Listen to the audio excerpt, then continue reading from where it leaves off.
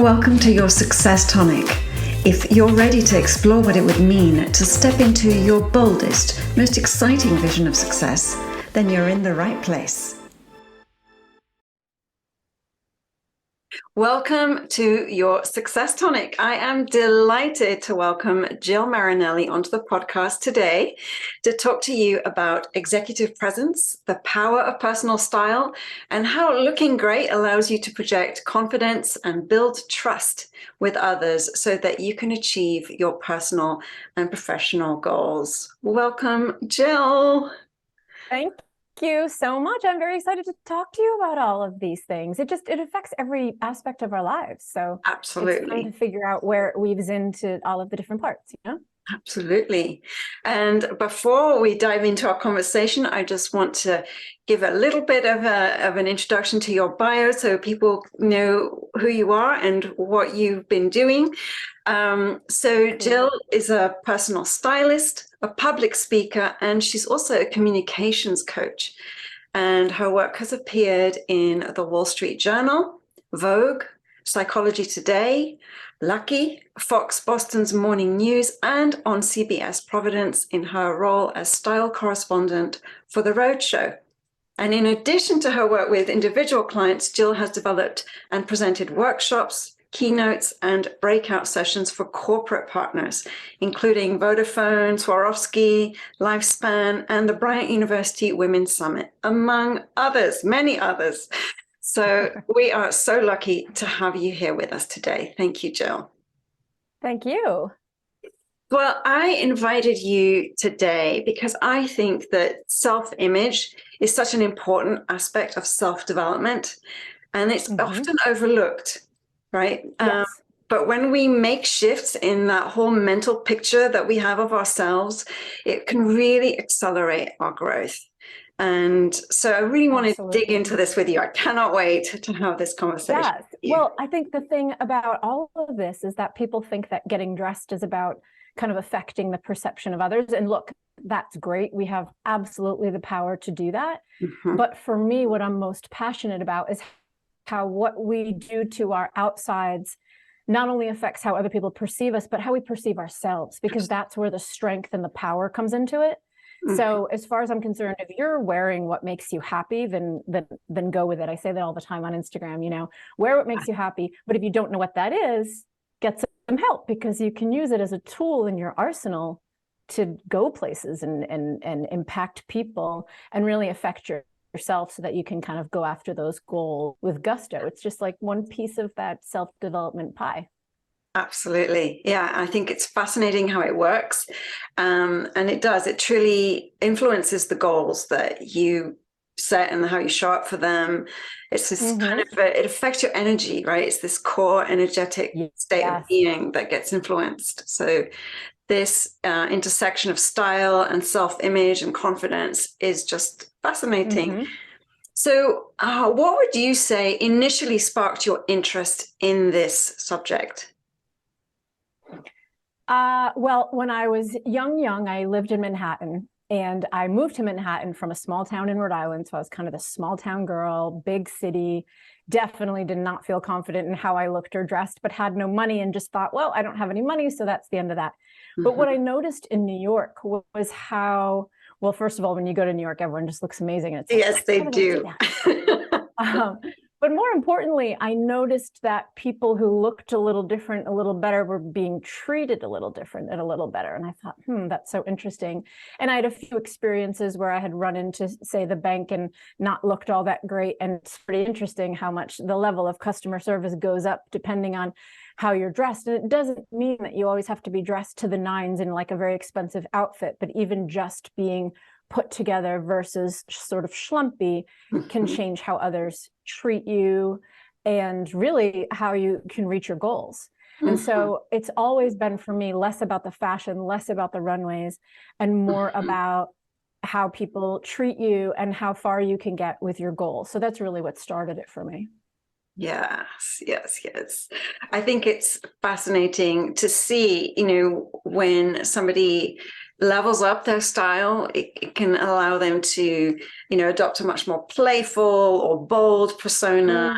And, in coaching terms, I think of it Yeah. as like you're practicing being this vision of who you really want to be. It's kind of magical. Yeah, and you can try different things on, right? Yes. So this can be a serious endeavor. I conduct corporate workshops about this and executive presence and really how to convey, building trust and all those things.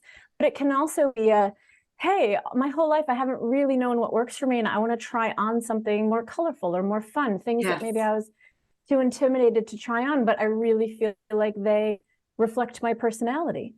I often use the example of how people react, like if you're in the grocery store and you're wearing like really nothing, you don't feel great about your outfit and you run into an ex. There's sort of these two options. If you had this amazing outfit on and you felt fantastic, you'd probably be like, hey, how's it going? Feeling really confident. But otherwise you're like hiding behind the produce, kind of like not really wanting to run to people when you're not feeling your best. So it affects your behavior as well. And so with a lot of my clients, I hear, people will say, who does she think she is if I start dressing differently? And I say, no, first of all, everyone's far more concerned about themselves than they are about you. But there's no reason why we can't continue to evolve and sort of reinvent ourselves over the course of our lives.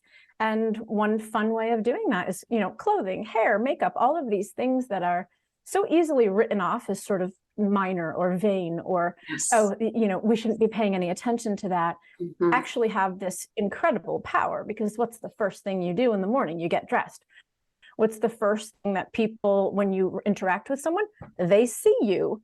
We can kind of cast that aside and be like, it shouldn't matter. And, and there's an argument for that. It probably shouldn't matter. But all of the research says that it does. And so when we play around with this and up level something or do a haircut or put on a different color, we are experimenting kind of with who we are and who we want to, portray ourselves into the world. I often ask my clients, when people look at you, what do you want them to know about you? Because I think we need to look at all of what is on the outside of us as a form of communication. If I came in as your personal stylist and I was sort of in my sweats and my, stained t-shirt, you wouldn't feel a ton of trust in what I'm offering. And it kind of goes the same in many different walks of life, in many different careers. Yes, for sure. I actually read about a study that was done, where they got a group of medical students, and half the class did their exams wearing lab coats, and the other half were just wearing their regular clothes, whatever they felt like wearing. And the half of the class that came and did the exam wearing their lab coats did so much better than the other half. It's just that sense that's called enclothed cognition. Tell us more about that. So enclothed cognition, that's one of my favorite things to talk about. I think because sometimes when I'm speaking to an audience, I almost feel like, I need the research to kind of get them on my side, to kind of believe like, hey, look, this is actually powerful stuff, and in that study, it was done by some professors at Northwestern University. They actually took like a room of people, and one of them had a medical doctor's lab coat, and they gave the other side of the room, they told them they were wearing painter's coats, but in reality, everyone was wearing the same coat. Oh, how fascinating. They separated them. So they separated them. And so the people that thought they were wearing a doctor's coat performed better on cognitive testing, all kinds of things that we associate with a doctor, intelligence, organization, these sorts of things. The people that thought they were wearing a painter's coat didn't perform quite as well. And so what they concluded was that the clothing actually has to touch your body, be actually on your skin, that the clothing we wear actually affects our behavior, and it has everything to do with what we associate with it. Right. So if I associate, command when I put on a blazer, those are the qualities I'm going to take on. And so this is why, I've joked about this before, but when I've really wanted to feel, confident and great, even on a Zoom call, I'll wear heels. Can you see my shoes? No, you cannot. But I know well that if it affects my behavior and my performance, then why wouldn't I do it? That's how I look at all of this. Why wouldn't we use all of this to our advantage? Absolutely. I'm with you on that 100%. I mean, even on days when I'm working in my office and I may not even have any meetings on Zoom or in person, I dress up every day for work. I always do. I've always done it. It hasn't even been a question. It's like, it's a weekday, I'm working, I'm going to be wearing work clothes, and it does make a difference, because it shows, for me, it feels like I'm respecting the way that I want to show up for my work, and it's I love that. Yeah. And it's not actually all that common, especially now post-COVID. Right. More and more people work from home completely and maybe only get dressed for a Zoom call. I mean, I don't even get dressed every single day. But what I kind of like about that is if I go a day or two and I'm just sort of working from home and just in my gym clothes and nothing special, then on that second or third day when I do get dressed, like, woo, supermodel over here, Yeah. That's the one benefit of not getting dressed every day. But I think acknowledging that it actually does affect, like you said, like your respect for yourself and the level of work that you probably achieve. There are studies around the fact that when you're a little too comfortable, you're not in that mindset of getting work done. You're like a little too cozy in your sweats and your slippers with your Snuggie draped around your shoulders. That's not actually conducive to getting great amounts of work done in most careers, and there are some exceptions, obviously. But, using that to your advantage to get your work done sooner, or even to get yourself through a difficult time. Right. My daughter is going through a breakup, and I said, I know you want to like just sort of go get in your bed, but you may want to do, whatever it is for you that makes you feel good. She decided to put on a little bit of makeup, and I just noticed the way she was holding herself differently. And, look, we can judge ourselves for all of this, but I think, what's the point? If it makes you feel better, I'm all for it. Yeah, exactly. I think it's about, what you want to attract into your life, like what you're wanting to create. And if what you're doing is challenging, or you're stepping out of what you've been doing, or if what you're working on is really, about you showing up and giving your best, you want to be dressed for that role, and that's absolutely that extra boost of confidence. Yeah. It's like power posing. Do you know about power posing? Amy Cuddy from Harvard talked about power posing and, making your body as big as it can possibly be to mimic what the apes do in nature, which is, get bigger, puff out your chest. And what they found is if you hold that for 2 minutes, you're more likely to get a job. You're more likely to have more confidence. Your cortisol goes down, your testosterone goes up. It helps you make better decisions. So I love these kinds of hacks. Why wouldn't I when I'm going into a big, important meeting, or even having an important discussion with my spouse, or, on a personal level? Why wouldn't we give ourselves this sort of extra leg up? And look, I mean, besides all of this serious stuff, it can just be kind of fun, like I said earlier, to experiment a little bit, or like just try something that, it's amazing to me how so many women are afraid to kind of branch out a bit, because it's like, well, if I've always been this, then I guess I have. And it's like, but boy, you're only 40 years old, so you're saying for the next, until you're 80, you've got to keep doing that. So I think we need to give ourselves a bit of freedom and play around with it, because you never know what it's going to bring out in you, or an opportunity that it might open up. Yeah, I'm all about making things as fun as possible and playing around to see what becomes possible when we loosen these boundaries a little bit. So yeah. Yeah, I'm glad to hear that, because the number one thing that I hear in my work from clients that reach out to me is concern about weight gain.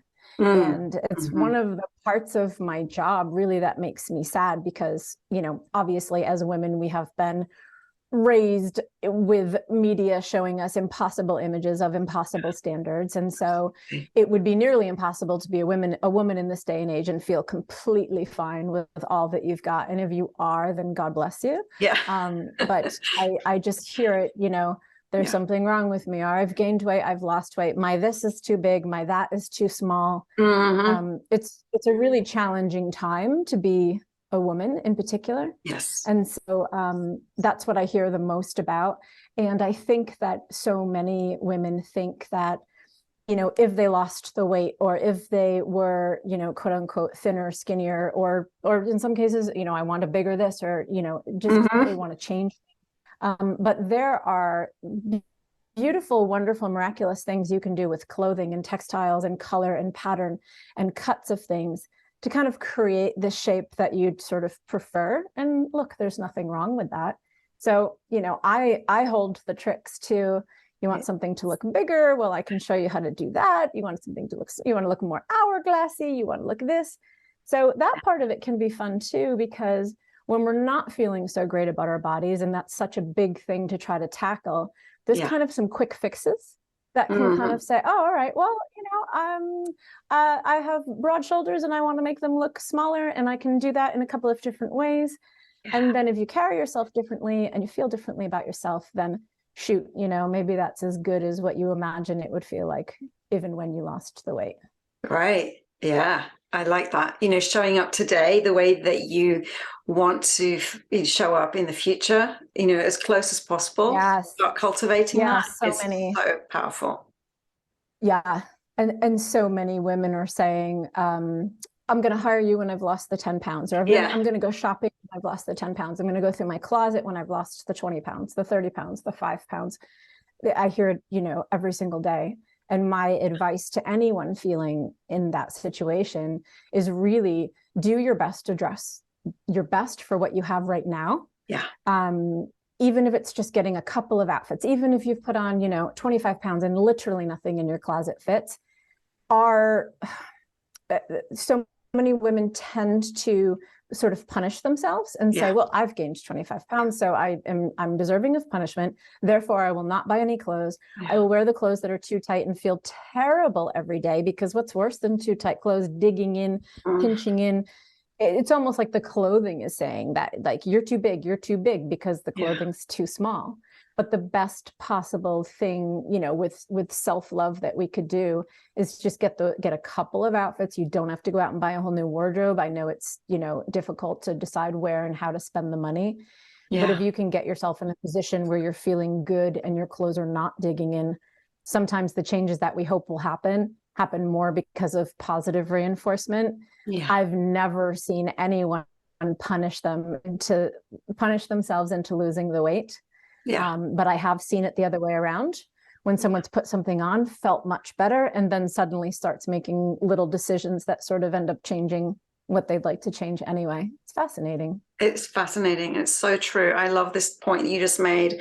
We don't punish ourselves into making positive change. It's not in any area of our lives. So in my work, I've never seen it happen. No. So finding a way to feel good is so, so important, for sure. That's where you're going to make the positive changes that you want to make, not the other way around. Absolutely. Yeah. So would there be like a particularly helpful, like, behind the scenes style secret that you could share that you've seen really boosts your client self-confidence? Interesting. I would say, because my clients tend to be, I would say, mostly between 35 and 55, busy women, moms, working, running around, taking care of the house, walking the dog, you know, doing a gazillion things. What I mostly see is too many clothes. Closet full of clothes, but nothing to wear.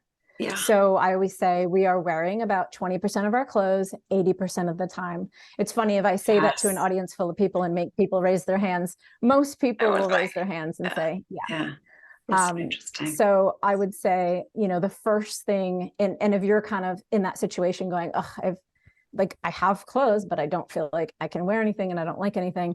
The first thing you really need to do is go through your closet. And you need to be kind of tough. You know, if you haven't worn something in a while, you need to ask yourself why. I use the 3 F's. Does it fit you? Does it flatter you? And does it make you feel fabulous? Because if it doesn't do all of those things, then to me, it doesn't deserve precious real estate in your closet. So if you pull out something and you're like, but I spent a lot of money on this, and 5 years ago I loved it, but it's a little too snug, and that's enough of a reason to let it go. Obviously there's a lot of reasons people hold on to things, so that's a whole other probably topic. Yes, yeah. For sure. But if you can be tough on yourself and ask those questions, even if you can't bring yourself to get rid of it, put it in a bin and put it in another room. Take it out of your main closet, and then only keep what's in there that actually fits you. It kind of goes back to that punishment thing. If you've put on weight and nothing fits you, move it out of your closet. I don't care. Put it in your daughter's closet, put it in somebody else's closet, just get it out of there, so that when you open up those doors, everything is an option for you, and not the 80% of the pulling through and then just, going for that same, black sweater that we're all going for, and that sort of thing. So I would say starting there is, it's super simple, but it's seriously the best place to start. And then the next piece of advice I would give to that same question, and I think of it like, as my clients who are so busy, I will often say, can we figure out a quote unquote uniform for you? There are people that wear literally the same outfit every day, and I think that's actually so cool and brave and awesome. But I don't mean that. But, can you come up with what works for you? Most women have a pretty good instinct of what looks good on them. Like, they know, like, oh, I'm better in a pencil skirt than I am in a flare dress, or I like color, or I prefer V-necks, or, that sort of thing. So if you look into your closet and think about, what's my favorite outfit? What do I feel the best in? Can you replicate that? Can that be your uniform? Some people wear dresses all the time, but, my sort of uniform tends to be colorful patterned tops and a cool pair of jeans. I love that, because you don't have to do too much more to that. Yes. You can add some jewelry, but you sort of don't have to.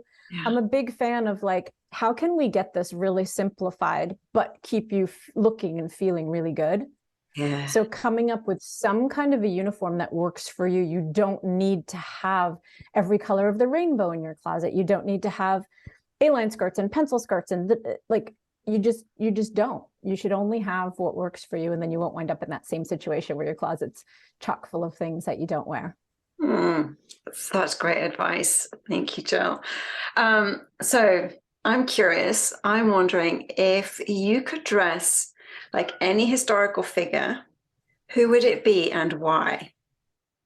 Yeah, I'd have to give some thought to that to give a definite answer. But in my mind, I'm picturing someone who's just like ridiculously smart and was, known more for what their brain can do. But then to take that person and say, like, hey, there's more to it. You can fool around with this too, would be really fun for me. Yeah, it would be fun. Oh, I love that. I love that. And that's the heart of what you do, right? You help kind of bring out, make visible all the fabulousness that's inside. So yeah, I would rather do that than dress a perfectly beautiful celebrity.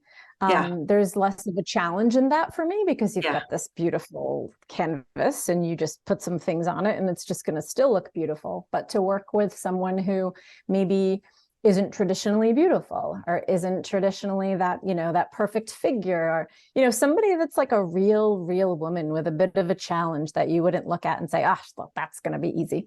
Like a little bit of a challenge really appeals to me. And I think that's why, I on my website, I just say real style for real life. Because that's what I'm doing. I've always just considered myself just like, I'm a real person. I'm a single mom. I'm walking the dog. I'm picking up the kids. I'm like, not that fancy, have a limited budget, I'm just like a real person. And so to be able to help people look different or feel different with a lot of those limitations is what really makes me excited. Yes, and I think that's what makes you so relatable, and that's why your Instagram is just so fun. I love your Instagram feed. You always give the best tips, and I just absolutely adore it. So I think it is inspiring, because it feels, you make things feel within reach. So I think that's. Thank you for saying that. And, that's exactly where I'm going with this. I know that for people that don't know me or aren't familiar with the fact that I am, I'm casual, I swear, I don't mind real talk. I think that some people imagine, ooh, working with a personal stylist, I'd have to be rich and fancy and have an unlimited budget, and I'd have to have a perfect body and a this and a that. And, none of that is true. It's just sort of this newer concept that people are like beginning to get used to. But it's not scary. It's sort of like outsourcing any other thing that you might be having trouble with. People don't mind hiring someone to clean their homes, or, some people have organizers come in because they're not good at organizing. I always just thought, like, look, if you have a problem that you absolutely can't solve by yourself and you have the means to hire an expert to help you with it, why not? Let's not judge ourselves about that. Exactly. if you can do that, then why not? And if you can get someone that doesn't scare you, then all the better. Even better. Yeah. Someone you can actually have a real chat with and be, and have a laugh. Even better. Right. Right. And be like, I just had a baby and I've gained this weight, and I used to be able to wear this, but I can't wear it anymore. And maybe I lost the weight, but it's all in different places, or, all of these things that affect women like throughout their lives. I think I've been through most of them at this point, so I get it. You get it for sure.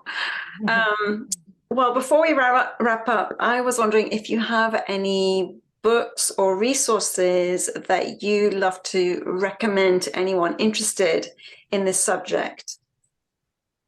Oh, good question. So I love self-help books. In fact, I always have a stack on my nightstand, and then I have to back away from them sometimes because I'm like, I need to just like read something really, really fluffy.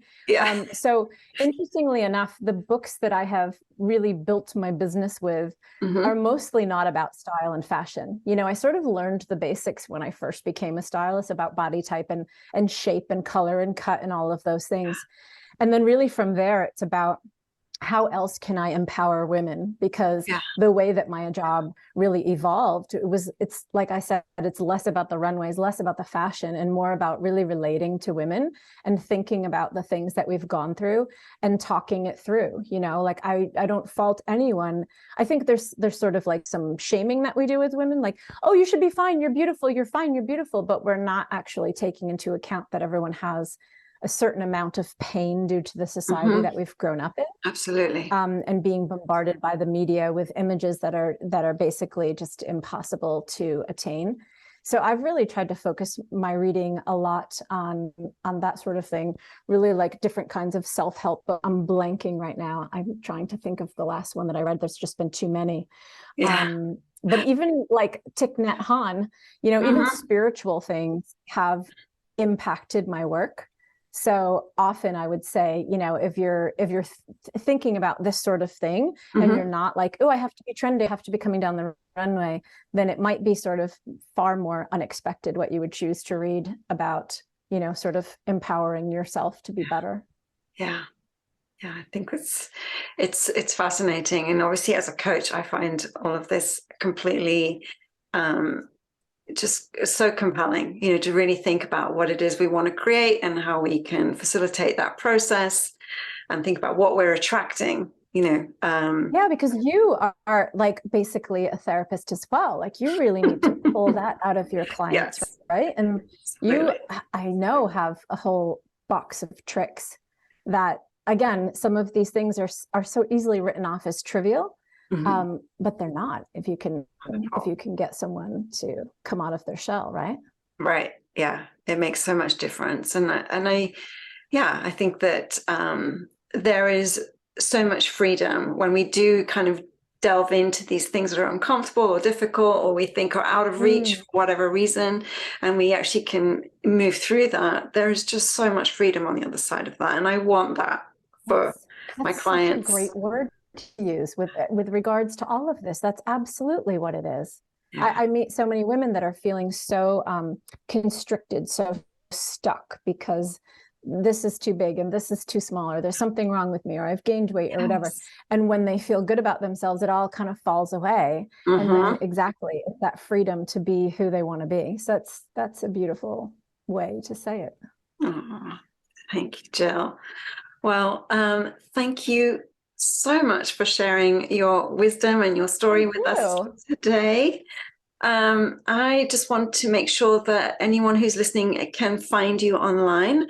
Where would you like them to do that? So online, they can go to my website, which is jmstylist.com.